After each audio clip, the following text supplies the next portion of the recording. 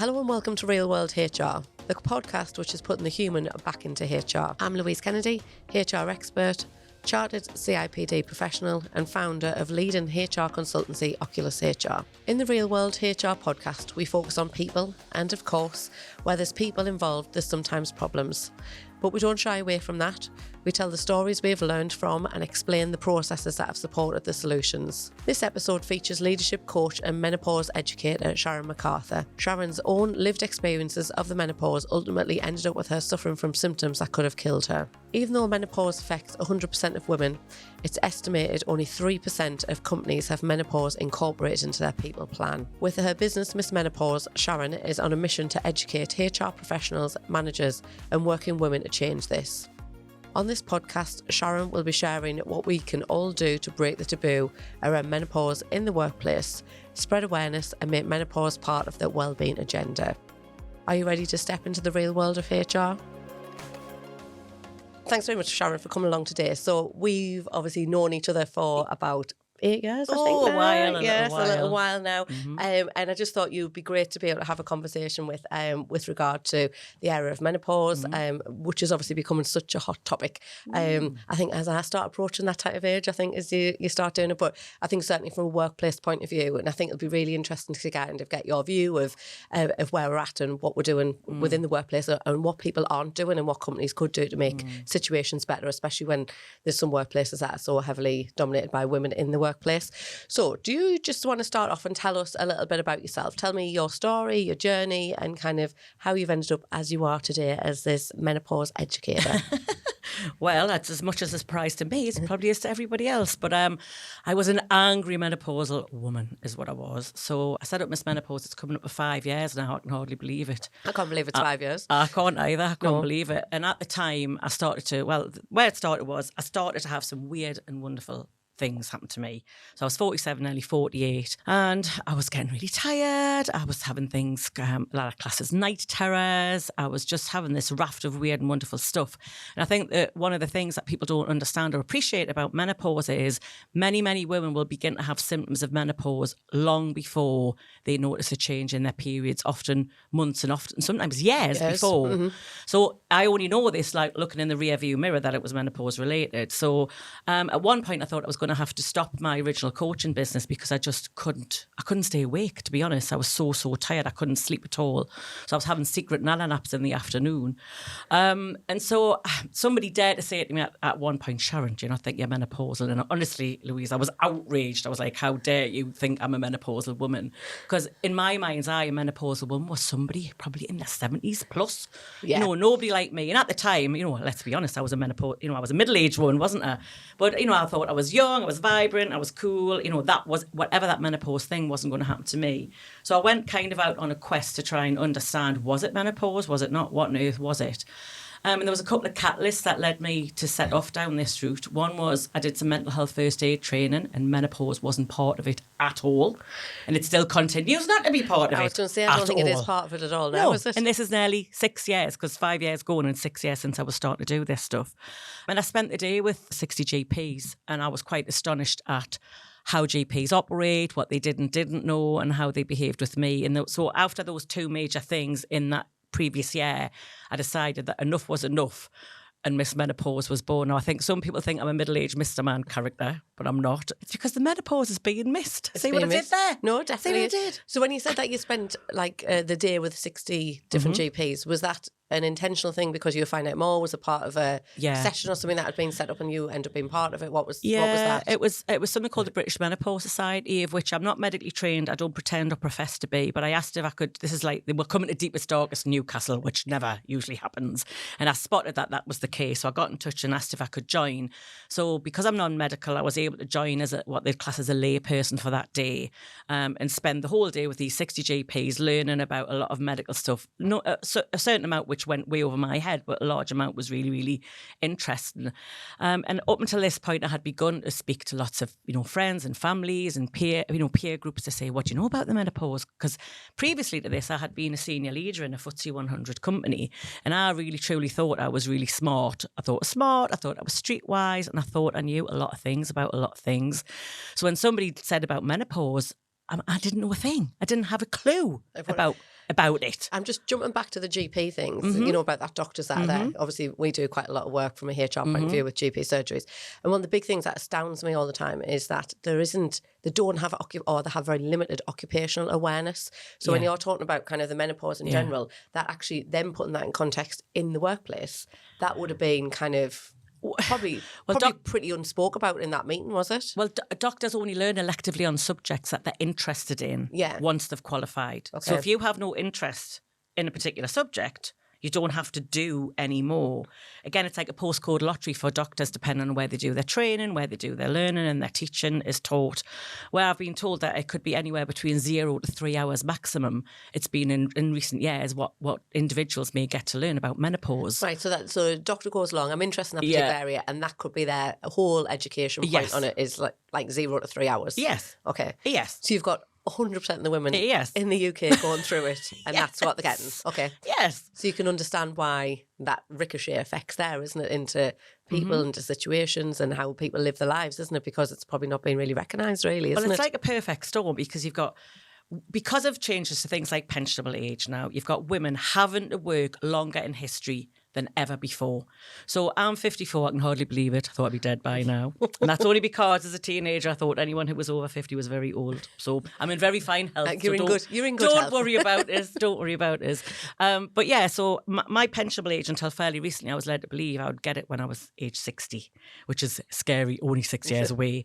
But in 2010, when the government did a full-scale review of everybody's pensionable age, mine has been extended now to 67. Yeah. And that trend is set to continue. So I always say it, and younger people out there, I'm not here trying to sell you a pension, but you really, really want to look at this stuff. Because pre-pandemic, the government was starting to look at and perhaps review it again. And there was talk of 70, 75. So it's only going one way. Yeah. So you've got, millions and millions of women. So the fastest demographics estimated to be women 50 plus. So this is a perfect storm. So you've got GPs not really knowing about this stuff. Women, through things like gender pay gap, pension pay gap, AD&I initiatives, wellbeing initiatives, women being encouraged to take on more and more responsibility, quite rightly so. And then this thing called menopause, this life event, comes along to all women and makes them think. The saddest thing, Louise, people say is, I thought I had early onset Alzheimer's. I've heard that, and actually the lady who does my hair, the woman who lives beside her, she left her very high job, within education, and just thought she couldn't cope anymore. And she was about 56, and and the more that you start speaking to people about it, it just becomes like.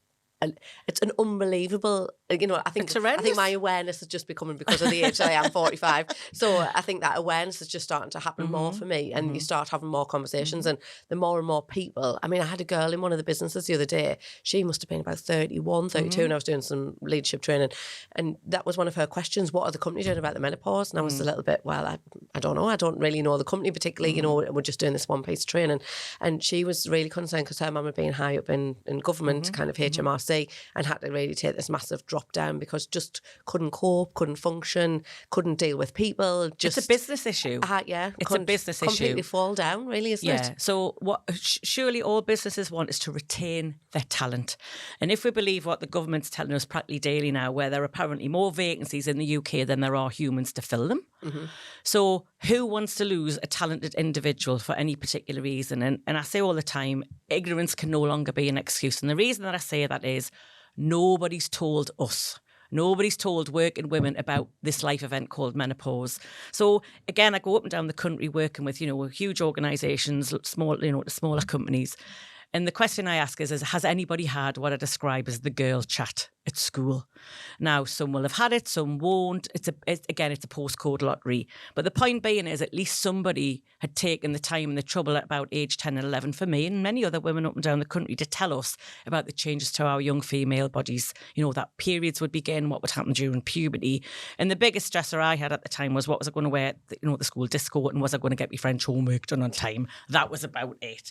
But now in the 21st century, quite rightly so, women are being actively encouraged to take on more responsibility, to take on more and more, work, quite rightly so. And yet, Nobody's told us about this life event known as menopause. So what's happening is many women don't even appreciate what's happening to their mind and their body is menopause related because they haven't got that information. Yeah. So very, very quickly, usually within less than 6 months, women are putting 2 and 2 together and coming up with 46 and saying things like, you might know some of these, there might be friends, family members, colleagues who are saying things like, I've lost my confidence. I can't do that anymore.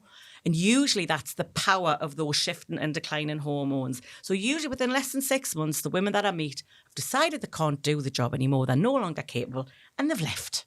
Yeah. Off they've gone. So they've gone from decent, good jobs, haven't they? And just really stepped out of the day-to-day side of things, isn't it? Mm-hmm. But what are they going off to do? Are they just trying to manage themselves? Or are they just trying to... A whole host of things from, I think I'm going to take early retirement because I clearly can't do that anymore. And remember, these are women who often don't appreciate what's happening to them is menopause related. Because most of us, in recent years, the only things I'd ever heard of for myself was, I'd heard of hot flushes, which sound like nothing. Uh-huh. But if nobody tells you can't escape your own body, so there'd been many times I would have easily put my boobs against a cold window to try and get some respite. Which, let's be honest, in the workplace wouldn't necessarily be appropriate, would it? Not the right thing to do. Well, probably not, but that's how it makes you feel because you can't escape your own body. And very, very little I'd heard intellectually of the term menopause, and somebody had said, oh, it's the end of your fertility. And I was like, oh, great, whatever that means. But nobody's been talking about this stuff. So the raft of symptoms that a woman can encounter both mentally and physically because of those, fluctuating, declining hormones can be off the scale, from hair growth, hair loss, gum disease, bleeding gums. I've gone to the doctor, the dentist religiously from the time that I had teeth. And during my early stages of menopause, my gums were just in a terrible state and I didn't appreciate it was menopause. Right. So that's another symptom that potentially can come along. Yeah. Itchy skin. But the key ones that are here are, number one is anxiety, closely followed by brain fog. And what I mean by that for the listeners is the inability to remember simple words and phrases and even your own name. So this is why women think they've got early onset Alzheimer's, because they're waking up one day, putting their keys in the kettle, going upstairs and going, I don't know why I'm here, and truly believing that what's happening to them is this early onset dementia. So imagine how terrifying that might feel if that was happening to you. And it's how people function and deal with that afterwards, isn't it? I think even myself, I've been in conversations and then I think, what am I talking about? Mm-hmm.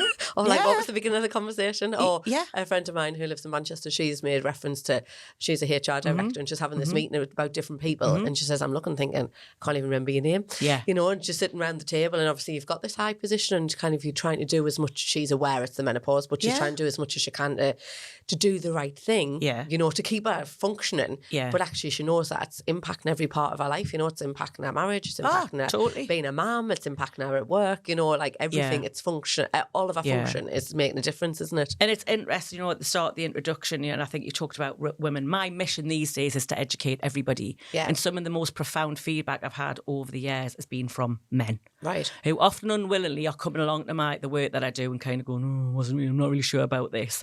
But when men are telling me, Sharon, this has probably been the best thing I've ever done because I know I wouldn't have looked for it any other place. I've had to face up to what this information's bringing me. But they recognise, because let's face it, Louise, women are insidious, aren't we? We're everywhere. There's literally no escape. So we're going to be friends, family members, colleagues. You might even live in very close quarters with some of us. And so when I've got men telling me learning about this is probably going to help to save their marriage, that's when you're becoming an employer of choice. Yeah. Because that is helping though, isn't it? Because as you say, you're living with people and people don't know what other people are going through, and then you're living in close proximity with people and it's kind of, what happens next, isn't it? What do people do and how do they react towards each other? And very often people mirror other people's behaviour at home, isn't it? Like in that close proximity.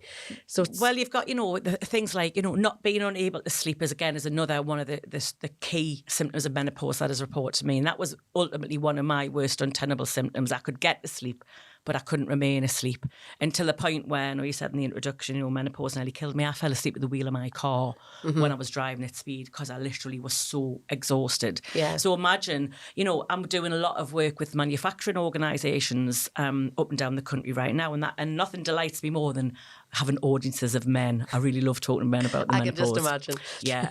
And, when men are saying it's totally changed my perspective, because think about it, if you're an employer where you've got gendered and it's mostly a male population, think about how hidden this could be, where, your employees are going home to wives, partners and girlfriends where maybe they're not getting on like they used to.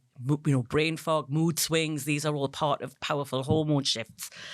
Maybe not being able to sleep and that disrupting your partner's sleep. And those individuals coming in to operate things like heavy machinery because they work in a manufacturing space. So I'm really, really delighted that everybody's starting to wake up. It's not this thing of women of a certain age. We've got to get away from that. I always say learning about menopause, in my opinion, can't harm anybody, but it can help everybody. Yeah. And like I say, my mission is to make this just business as usual in every workplace, because if we don't, organisations are going to lose great individuals. And who can ill afford to do that? And all women want is to understand what's happening to them, manage menopause, work through it and get out the other side. And that's another key thing that I want to say to any women listening today is menopause is there to be managed, not just endured. And so when I ask most women, what are you doing to manage that? Guess what most of them say? And they're saying nothing. Correct. I'm just getting on with it. Yeah. So I couldn't be clearer when I say menopause is there to be managed, not just to be endured. And the brilliant news is,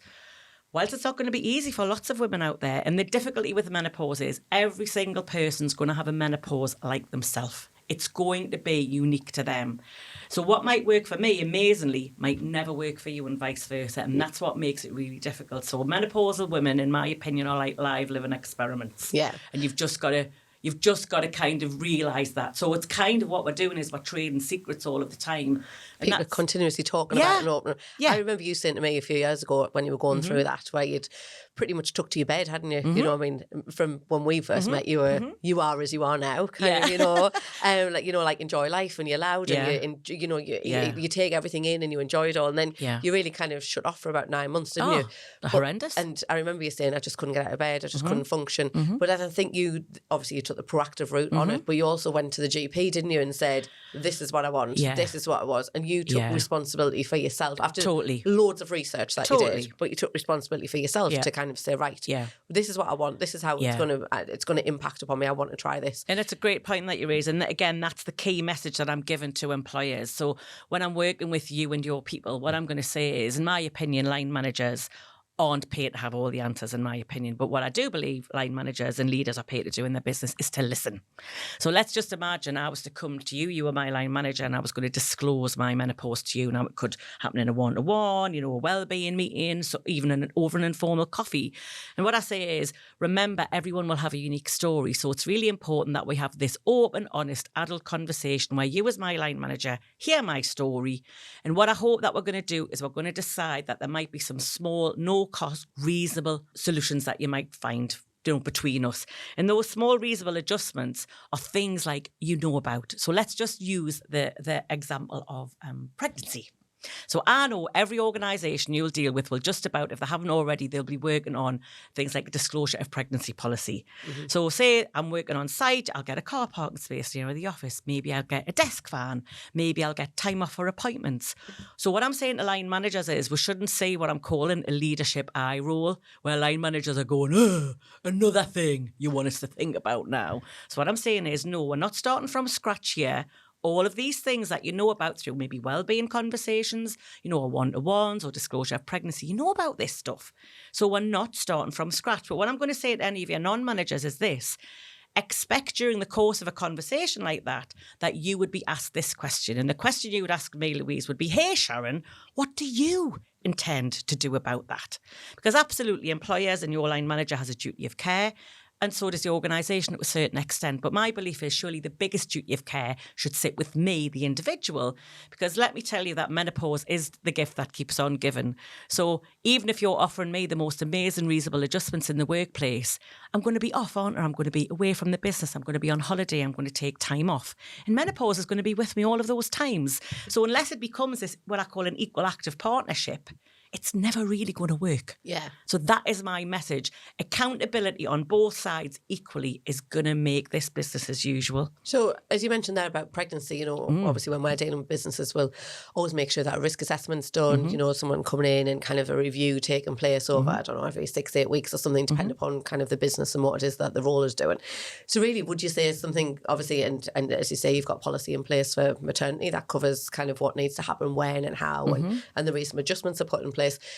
Do you think the concept's potentially the same there then for menopause? It's exactly the same. So realistically, companies should have menopause policies, shouldn't they? Well, I'm a bit controversial, I suppose, in terms of I think in the 21st century, and this is just me in my opinion, if we try and keep legislating for every single thing that crops up, you eventually could have a cupboard full of policies, couldn't you? Oh, without a doubt. So what I'm saying is, rather than try and legislate and have a policy for every single thing, because let's be honest, if you write a policy for menopause, and I'm not saying any organisation don't do that, all I'm saying is ask yourself, is there a different way of doing this? Is there an alternative to doing what I need to do? So the point being is that from a policy point of view, yes, you could end up with a cupboard of policies, but if you were to start looking at your current processes, but through what I call a menopause lens, once you've understood the subject matter better, what might you do differently? So it might mean for things like, you might treat somebody who discloses a menopause like somebody who discloses pregnancy. So you just take what you do there and you replicate that. So you're not reinventing the wheel, you're just using what you already have.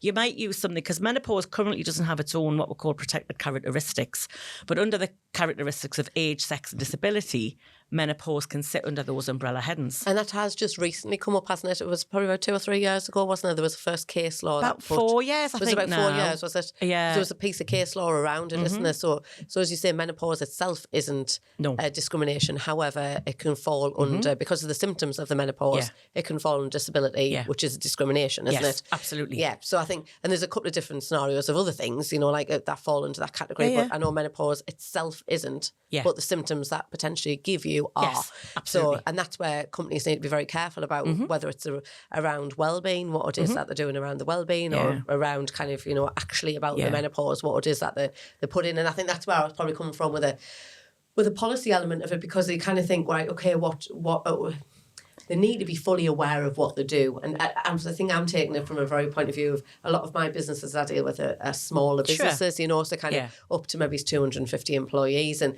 actually they're just finding the way, because it's very often the business is growing and it's going fast, or, they're just kind of dealing with the day-to-day side of things. So to have something to, not even a policy, but something to refer back to, whether it's around wellbeing or whether it's around menopause, it would help them to be able to educate themselves. Well, anybody who works with me, don't get very excited. I provide them with 4 A4 documents of bits of paper and things like it's a leadership checklist, it's a policy checklist. Because what I'm saying is it might take you 6 months to systematically go through what you currently have and start to see, have we considered menopause as part of that, rather than write a separate one, if that makes sense. Right. So for example, an example would be, you might look at your policy around things like discrimination and things like disability, and you might say that when you're doing a return to work, you might then park separately those items where somebody said this is to do with my disability, and you treat them as separate occasions. Yeah. You may wish, as best practice, to do that with things like disclosure of menopause,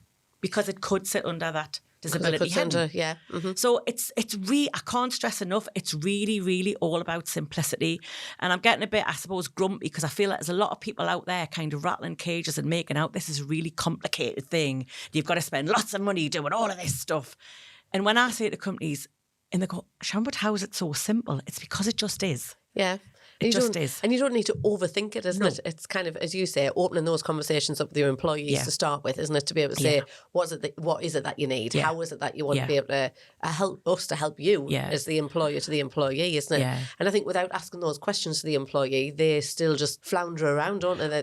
They haven't got the opportunity to be able to give anything back, have they? Well, that's why I set up Miss Menopause in the way that I do. The bit that's missing currently is the education about it. So people don't know about it, those affected, and those organisations maybe don't know how to handle it. So my sessions now are totally inclusive. So in the early days, I used to do different sessions for managers versus non-managers. Now, because of ED and I, it doesn't matter whether a company sends me manager, non-manager, male, female, other. all the content's the same. Yeah. So my starting point, as I always say, working with me is the start of the thing. What you have to have as a business is the intention to make this business as usual. So again, they get a suite of documents from me, which will talk about strategically what might you need to think through. What examples might that look like, as well as things like a manager's checklist, because some people love a checklist, don't they, Louise? Oh, yeah. Good little tick-off list. Yeah, and then a policy checklist, so you can start to look systematically through what do I currently have. And this isn't a thing that's going to happen overnight. It might take, with an organisation, 250 humans, I would say that's a 12 up to 24-month exercise to do all of that piece of work. It's not, it's an evolution, not a revolution. So it's not about, we've got to go get this all done. And it shouldn't become an event. It should be your intention that you want to make this business as usual. So as that employer of choice, that people know they're going to work in a menopause diverse, menopause friendly way. And that sets you apart from other organisations who maybe aren't thinking about this. So what I say about menopause is it's not more or less important, in my opinion, than any of the other people issues you've got going on right now. But what's totally different about menopause is the scale of it. Yeah. And that's because whether directly or indirectly, every single human on the planet is going to encounter menopause some way. So again, young people we know are living longer at home, and through the pandemic have often had to go back to the home. We've got, like I say, men need not to be excluded for the conversation. Women need to understand what's happening to them from a leadership point of view. If you're a leader or an owner manager in your business, you need to understand the impact of this. So I'll tell you a funny story. It was very much in the early days. I went along to a company, who shall remain nameless. And I was talking to somebody, they were quite a big company, and they went, well, we don't have a problem with menopause here. I went, oh, do you not? She went, it was a she. She went, no one's ever mentioned it. And I said, well, I'm just going to bet £1 million of me Geordie pounds that you don't have a way of recording it, that no one's ever mentioned it, and also you don't have a way of recording that. Yeah, that has been mentioned. Yeah. So it was like, no, I don't believe that's the case. I went, well, don't feel bad, because there's hardly anyone really doing this stuff right now. Remember, this is nearly 4 or 5 years ago. And it came back. Now, I'm not often wrong, but who was right? I would guess just it was saying, you. Just saying. And that's the thing. It's like menopause has been hiding in plain sight for all of these years.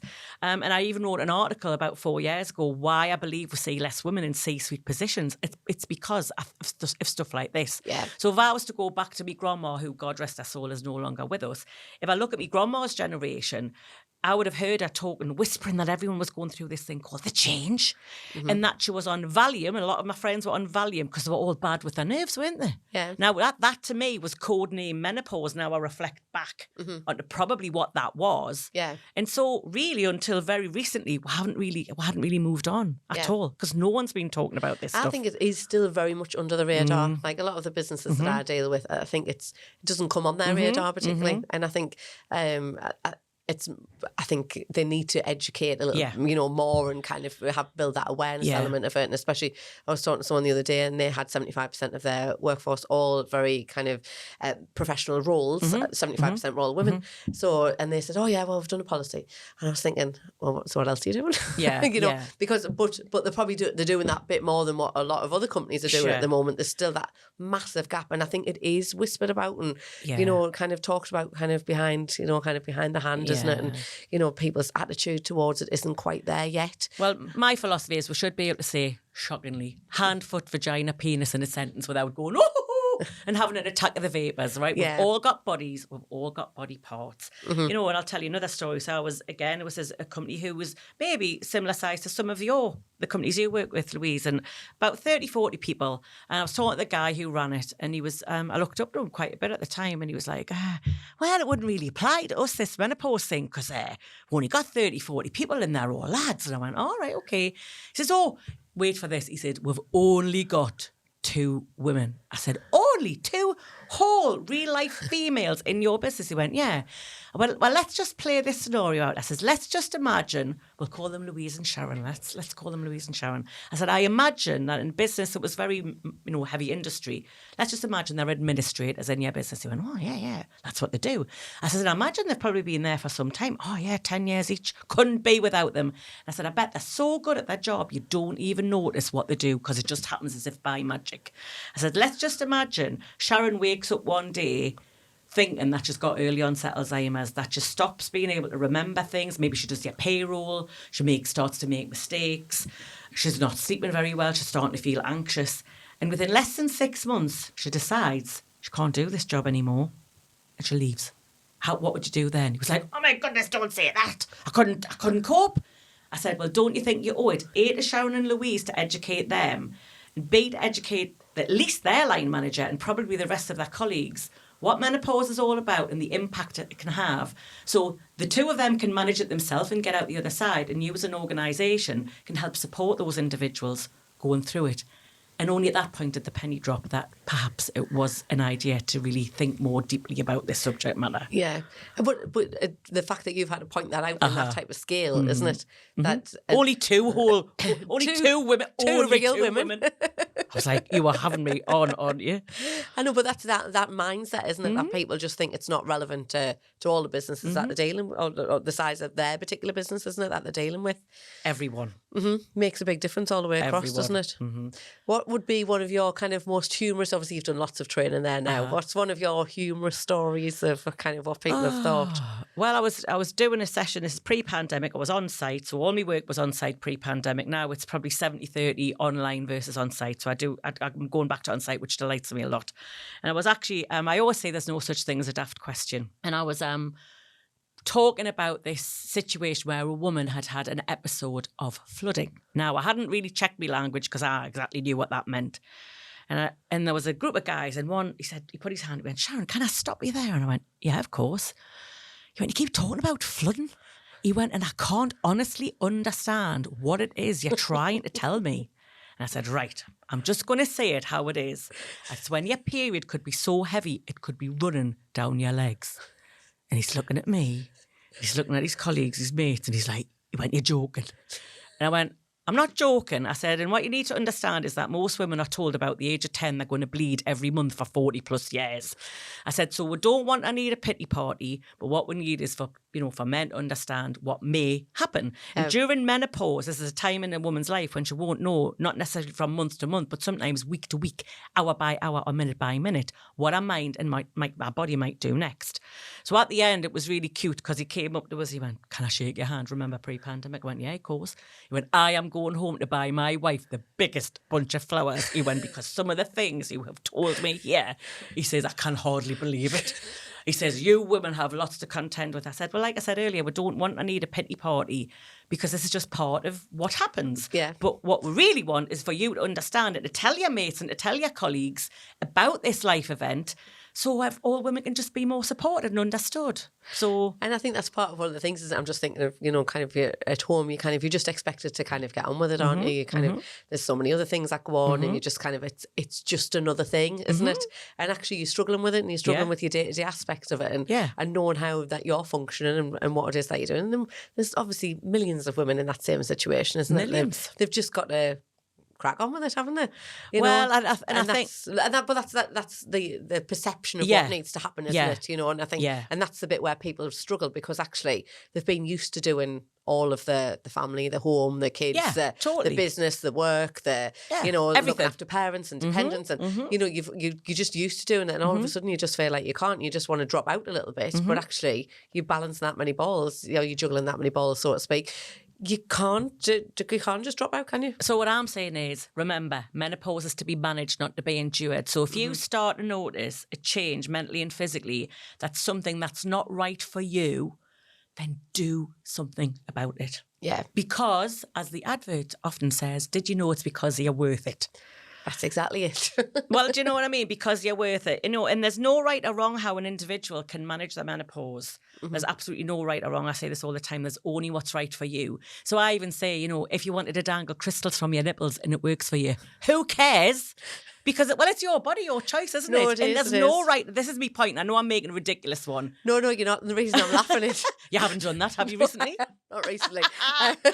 No, there was... this probably was about 7-8 years ago. One of the girls I was out with one night, and she'd gone for putting the magnet in your pants. Oh, yeah, the knicker magnet. It's a thing. So it's a thing. So, and obviously 6-7 years ago, I wasn't even on my radar, so I'm listening to her, having a couple of drinks at the time and listening to it. So she'd obviously had the magnet down her pants, and she's a practice nurse as well, a nurse practitioner, and she had it down, and then she went into Asda. Well, obviously she had a pair of loose fit putting trousers on. Well, a magnet stuck onto the front of the trolley. That's exactly what happened to me. That's exactly what happened to me. Walking around in the front of the front of the pants, so she couldn't get it. She couldn't get it out. She was absolutely distraught. But you know, when you're telling that story, well, that's exactly what happened to me. And it's like, you know, but I've met women who love a knicker magnet. So there's absolutely no right or wrong. And that's the philosophy here. Yeah. But doing nothing shouldn't be one of them. Yeah, but it was just entertaining the way that she'd actually gone through that experience of like being stuck to the trolley and answer. Me too. She's in good company.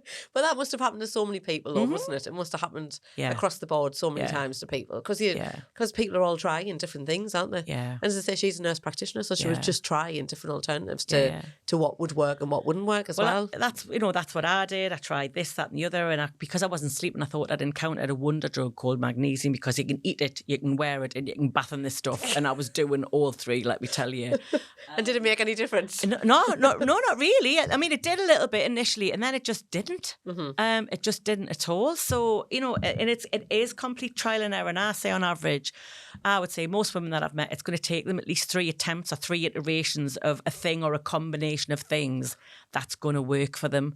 And like I say, from a business point of view, don't think that you have to do everything for your people, because, you know, it's really important that we, as I say, equal active partnership, take that, you know, 50-50 role, you know, you the employer and you the individual, because, you know, it's really important that you look after yourself. You know, but a lot of companies, you know, they might have, I'm sure a lot of the companies you work with have brilliant, what I call employee benefits. So one of the first things I encourage companies to do is, often you've got so many of them, they're buried. Yeah. So why don't you, after this session, go away and just get all your employee benefits out on the table and look at what you've got. So you might offer your employees like 10% off a yoga class, you know, or you might offer them occupational health benefits.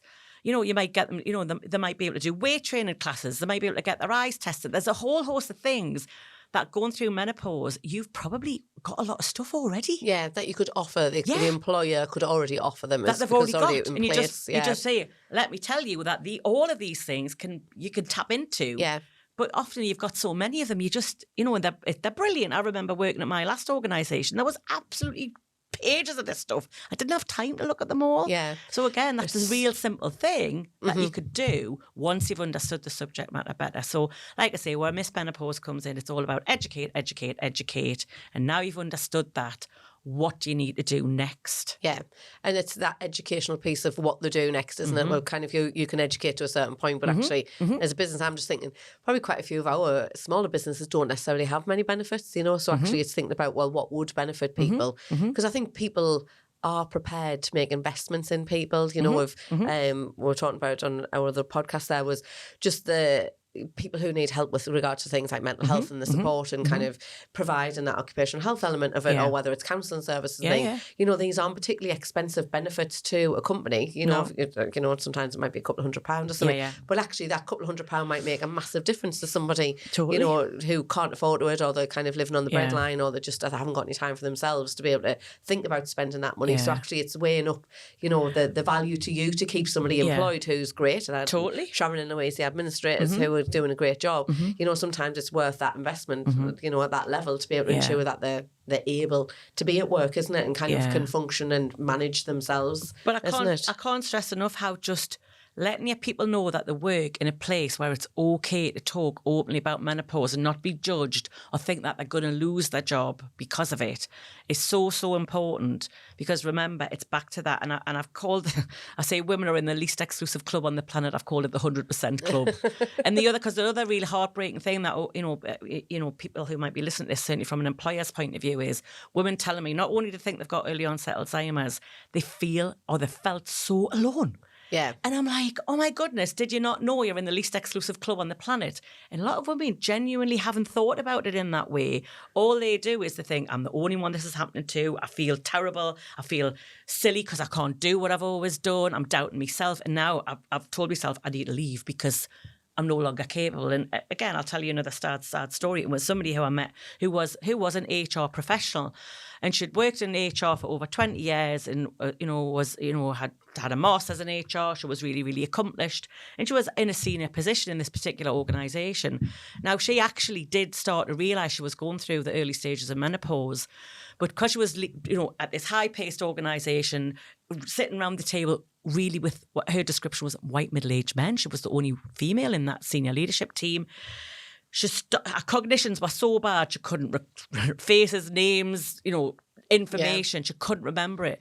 So within less than 6 months, she couldn't afford to retire, which a lot of people Women can't. Definitely not. So she took a step down. So she got a role where she was a junior administrator. And that's literally what's happening. Women are either dropping way down the ladder, or they're leaving altogether and they're retiring. And who wants to lose good quality people like that just because of ignorance? Yeah. And I think a lot, when you're talking about that, I think people don't always open up to other people because they might not have that friend base at home, like the personal side of things. People don't always have a lot of friends, do they? Or people to speak to, or don't want to reveal it to the partners that they're living with, or, and then they go to work and they're just trying to get on with it, aren't they? But as you say, that openness once you start having conversations. And I did a women's panel last week, and actually in one of the women that was on the panel, she said that's all we're talking about in the office, because there's about 6 or 7 women who are all kind of like in that 40s to 50s, mid 50s range. And she said, the men just get sick of us because we talk about everything. We talk about every symptom. We talk about every experience. But for them, they said it was amazing. It was because your name was being mentioned at this point. But they said it's amazing because they can talk and they can share and they can, they go away feeling better about themselves because they've got that openness that they've got like a safe place to have those conversations, isn't it? And what I would say is, if you're in an organisation where there's, say, 250 humans on site, in that particular office or environment, you might be one of 7 or 8 women where you can do that. But what about in particular areas of your business where people maybe don't feel they can do that? What provision have you got? So it can be as simple as having like a WhatsApp group, for example.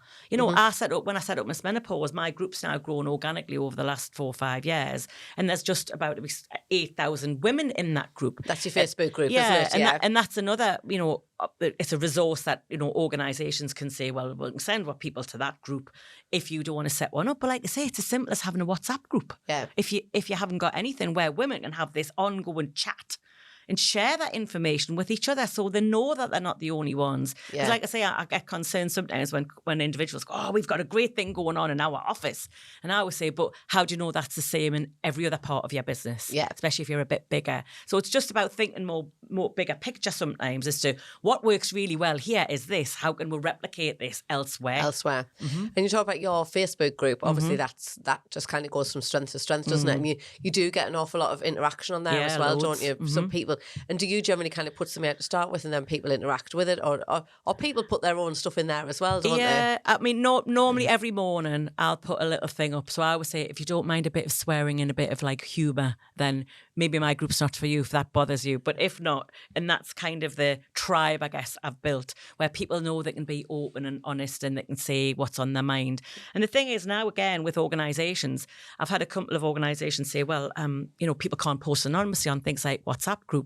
Did you know that if you set up a group on Facebook now, it has to be a group, people can post anonymously? All right, okay. So again, it's simple as you might set up a company group, Facebook group, and people can post anonymously if they don't want to put their name to these things. So there's tons of things. There's still ways to talk, isn't there? Yeah. Even if you don't want to put your name out there and put your name associated with it. Yeah. So which is good though, because again, it's just another outlet source where people realise they're not alone. Yeah. And I think Facebook groups are bigger and bigger, aren't they? It's like over, we're in a Facebook group for everything, aren't we? I mean, one for my hair product and I mean, one for this. And, like you join into them because you get so much out of them, isn't it? And I would absolutely encourage, anyone who's listening, who's more senior in their business or maybe a manager, a business owner, the most powerful thing that you can do is to role model this stuff, is to either come along to sessions, that I do or other people are doing out there and get a bit vulnerable. So when you share your story, we're just happen to be talking about menopause today, it could be anything. Yeah. But when you share your story and show an element of vulnerability, that is dynamite for your people because it lets them know it's okay just to be like that. Yeah, it is. And if you did nothing else today, go and maybe share some of your story that you think would help your people to share theirs. Yeah.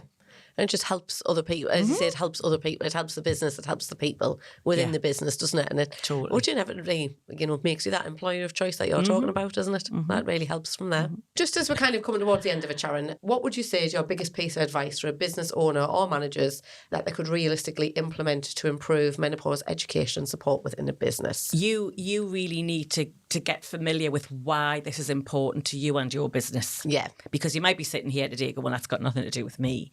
What I'm saying is menopause is going to impact every human on the planet, either directly or indirectly. Yeah. So getting more familiar with why this might be a good idea in your business is going to be really transformational. Because remember, as I said earlier, if we've got this aging population, which we know we have. Yeah, definitely have. Pensionable ages are only going to go up. Yeah. You are at risk of losing great people when we have a skills gap and the skills shortage right now. And that's going to be so difficult, isn't it? As you say, people are starting to leave, but people need to work longer.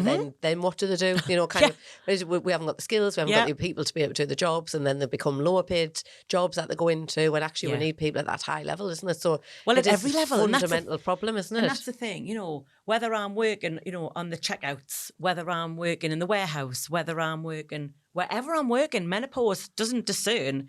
It's going to occur. It's going to impact upon everybody. Everything. Yeah. Yeah. So let's not keep thinking it's only, it only matters to those who are in higher positions. Every single person is going to be impacted directly or indirectly by menopause. And that's in every single employee in every role that you've got at every level. Yeah. So I can't stress that enough. It was, you think about when you go into the supermarkets and you think, those individuals with nylon uniforms sitting on tills all day. I wonder what provision when they're having a hot flush in the middle of the day with their full scale nylon outfits. That's what I was just thinking. Do you know what I mean? But you don't genuinely think that though. Like when you're in the supermarket, you might do that now, but kind of I'm probably not quite at that point of thinking it. But that awareness does become more and more, doesn't it? So again, things like uniforms. If you work in manufacturing, I'm guessing manufacturers are looking at being more diverse because you can't afford. They need more females in the workplace. It needs more diversity, all told. And your next uniform review, and that's what I'm talking about, going back to simple simplicity. It's about your next uniform review might not be coming around for the next 18 months. When it comes round, are you going to look at, is the form and the cut of these uniforms suitable for men and women? Yeah. And it'll be yes or a no. What about the design and the fabric choices? Is it suitable for things like menopause, i.e. hot flushes? Yeah. And you'll just go yes or no. So you might have already covered that without knowing it. But if you haven't, that would be a simple thing that you would lead to think, I need to look at that. Yeah. And it may be a case that you have male uniform and female uniform, isn't it? Well, the police, the police and the fire service, before I set up Miss Menopause, I looked around and said, who was doing anything at this point and tended to be things like police and fire. And that was ultimately coming from things like uniform design, where historically it was just male uniforms and they weren't considering the cut and form for the female body. So again, do you need to consider that as an employer out there? If you're looking to be more diverse in the future, not just the cut of the uniform, but the fabric choices, for example. Yeah. Mm-hmm. Just simple stuff. Yeah, so the simple things. But as you say, until you start opening that out and start thinking in a different type of way. Menopause lens. It's back to this menopause lens. So you need to think in a little bit of a different way, don't you, to be able to get to that point as well. Okay, so what would be your biggest piece of advice for women who are facing or worrying about the menopause and how to address this successfully in the workplace? Educate yourself. Ask around. I keep saying this, it's a non-exclusive club that you're in. So don't think you're the only one. And the brilliant news is, in the 21st century, I'm old enough that if I wanted to get information that in recent history, I would have probably had to get in a bus and go to the library and pull out tons of books off shelves. Most people have what I call a supercomputer in the hand, i.e. smartphone. So even things like Googling stuff. But what's happened in the last couple of years, it's fantastic because you can Google things, you can read a book. There's tons of people writing about this now. You can watch, programs about it. Podcasts like this. There's lots of ways of digesting information. So I would first of all ask around who's talking about menopause, who knows about it in your at work, at your friends, your family, whoever, and see what you get. And then if you start getting really passionate and fired up, maybe take some of this information that you found to your employer and let them know why it's a business issue and see where you get. And kind of encourage that conversation with your line manager or with the business owner to be able to start the conversation, or go with your information that you've been able to find together. Yeah. And I'm just thinking there, while you mentioned that, there are a few celebrities that have started talking now, haven't they, to be able to start discussing the menopause. And I think that really came after you started doing what you did, didn't it? Oh, yes. Of course. Like Davina McCall, she's done quite a lot on it, hasn't she? Yeah. But I think that came kind of probably a couple of years after you started to kind of champion the cause, so to speak, wasn't it? Well, that was last year, and like I say, I've been doing this coming up 5 years in January. So, you know, but I'm delighted that it's getting more airtime. Yeah. But if I go back to, you know, employers, the percentage of, you know, you mentioned 3%, you know, even if it was the highest 10%, even if it was, that's 90% of employers who aren't talking about this stuff. So think about the risk to your, you know, employees, what might be happening. Could you imagine, and there's this figure that is banded around where it says in the last maybe 12 to 24 months, up to 1 million women either have left the workplace or are considering leaving. Let's just imagine some of these women work where you work. Yeah. What would you do if they left? What would you do? And it's that lack of understanding, making sure that when people do leave, you know, you don't want people to leave, but when they do leave, that you've got the understanding through the exit interviews to find out exactly the reason behind it, isn't it? Because that's, again, a reality check upon the business to be able to make sure they're doing the right thing, isn't it? Again, it's back to simplicity, isn't it? I can't stress that enough. Yeah, definitely. And where can listeners find out more about you and Miss Menopause? Well, missmenopause.co.uk is my website, so you can go there. If you're an avid LinkedIn fan, I'm on LinkedIn. But if you Google me, I've done a lot of other podcasts. I've actually been on TV. I was on Channel 5 a couple of weeks ago. I was going to say, you've been on the BBC a few times I've been as on well. the BBC a few times. And you know what, the thing that makes me proud, that I'm representing the North East nationally. And that's what makes me super proud. So I'm super proud, to be here today, but I'm equally as proud to have a northeast voice talking about this subject up and down the country. Yeah.